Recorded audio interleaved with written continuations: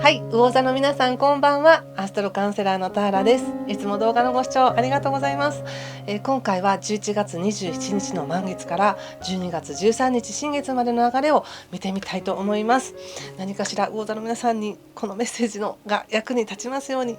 もし何かしら役に立ったよという方、ぜひいいねボタンやコメントで教えていただけると嬉しいです。では行きますね。お願いします。あとですね、12月12日に YouTube ライブを行いますので、そこでカペラノートの使い方説明をやります。ぜひノートをお手元にご用意してご参加ください。では行きます。お、すごい飛んだわ。狭くて取れない。はい、飛び出したのはカップのページでした。はいはい。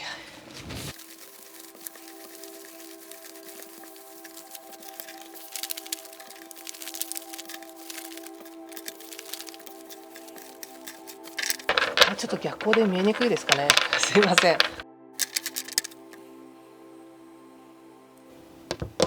はい、じゃあ一緒に見てみましょう。ムーン、お月さん、ワンド9逆、ワンドキング、ソードナイト逆、そしてソード8、ペンタクルスエース逆、カップ8の逆。気をつけることや対策はソードのエースとカップキング逆と、オラクルはワンドナイトの逆です。なるほど。このね11月23日以降っていうのは魚座の皆さんちょっと忙しくなる方が多いと思うんですよね。仕事運がすごく高まりますし、お仕事されてない方でも社会活動が忙しくなるみたいなことがあって、外に行く機会が多いとか、目上の方と接する機会があるとか、または目上の方じゃなくてもお仕事で活動している方とのつながりが強くなるっていうのがあって、そこから関わることでいろんな刺激をもらえそうなので、世界が広がるなっていう感じの時なんです。そしてただね、運勢がすごくいいとか社会運があるとかって言っても、自分は家でゆっくりしたいんだとかね、体調がそこまでついていきませんっていう方もいらっしゃると思うので、いやどうなるんだろうってまず不安に思ってることはそんなに心配しないでねっていう感じです。でちょっとそうですね、まず体調面があまりよろしくない方はそうですね、そんなに無理しないでください。ただ行き詰まるっていうのではなく、体調がさほど万全ではないにもかかわらず、やりたいことがその体力以上のことがやりたくなるみたいな感じがあるので、ここは無理してでもやるか、やったら楽しくなって体調なんとかなるかどうだろうかっていう瀬戸際な感じがあるんですけど、あんまり8割ぐらいで抑えてくださいって感じがあります。でその後ですね、ちゃんと抜けて、13日以降というのは抜けて、よかったできたみたいな、そういう感覚があるので、ちょっとね新月の13日までの間は体をケアしつつっていう感じですかね。そうね、ちょっと矛盾したことを言うようなんですけど、12月13日から彗星が逆行するんですね。ですのでビジネスとか何か予定とかが13日以降変更しやすいので、できたらそれまでに何か段取りを決めておくとか、やり方をね無理ない形で予定しておくっていうのがいいと思うんですね。そして何かね、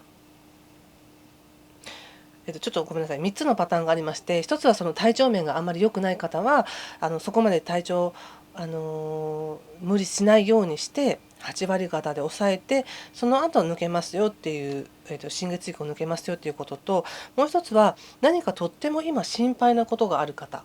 心配っていろんな種類があるんですけど、ちょうど今ね土星が魚座にいる、魚座の0度にいるっていうことで、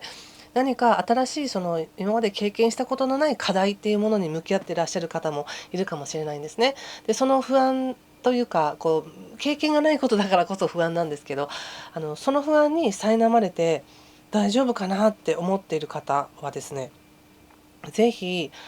その思考から一旦外れて全体像を見るようにしてみてください。そしたら、なんだ、自分が全く初めてだったから分からなかっただけで、世の中にはこんなに解決法があるじゃないかとか、他にもこういう状況をちゃんと切り抜けた人っているんだなっていうことが分かり、安心してやっていくことができるっていうふうに出てるんですね。なのでもしすごい今不安に襲われている方はその不安からちょっと外れてみて距離を取って他にもそういうケースでうまくいったとかどうやって対処したっていうことを知るようにしてください。でそれとですねやっぱり仕事運がある社会運がある時期なので一番多いのは忙しいとか時間がないっていう方が多いんじゃないかなと思うんですが、それに関してはですね皆さんの状況がそれぞれ違うので言いにくいんですけど、ちょっと待ってくださいね。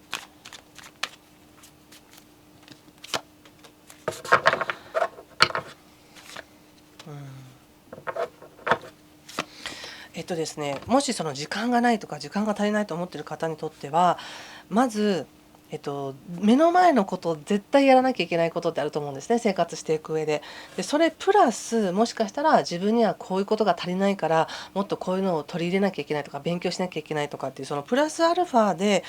やろうとしていることで自分を縛っているかもしれないっていうふうに出ているので、そこはですねうまくバランスを取るようにしてください。でとてもその今のね社会運がある時っていうのはやっぱりすごく未来に対しての期待も上がるし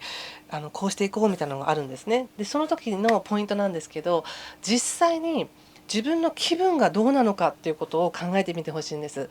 もし自分がすごく心地いい気分で過ごしていて将来こんなことしたいなとか来年はこうしたいなと思ってるとしたらさほどそこまで時間の圧迫っていうのを感じずにできるんですけども、自分はまだまだなんだと、なんか自分の気分はあんまり良くない状態でも未来のいいことを求めるってなったら倍頑張らなきゃいけないっていう気持ちになって、でそのプレッシャーでまた時間がないように感じる焦るみたいな感じがあるので、まずは目の前のこと自分はこなせてるわっていうふうに思って過ごしてみてください。ちょっと客観的にね見てみてください。でそうするとすごくやっぱり穏やかなんですけどいい形で進んでいくような流れなんですね。だからこう自分が必死で走ってもう何とかしてやっていかなくちゃって思ってこなんか徒歩でねなんとかこの砂漠を抜けなくちゃと思ってる時になんかジプシーやってきて乗せてくれるみたいな感じがあってスッと助け舟が来たみたいな、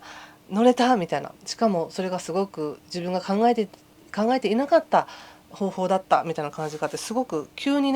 変わるんです、魚座の皆さん。なのでこの2週間って、さっき言った体調面が不安な方とか何か絵も知れぬ不安なことがある方とか、もしくはお仕事で忙しいって思ってる方、皆さん共通して急に晴れるっていう感じがありますのでその不安の中にどっぷりはまらないようにしてくださいね。急になんか助け舟が来て晴れる。そして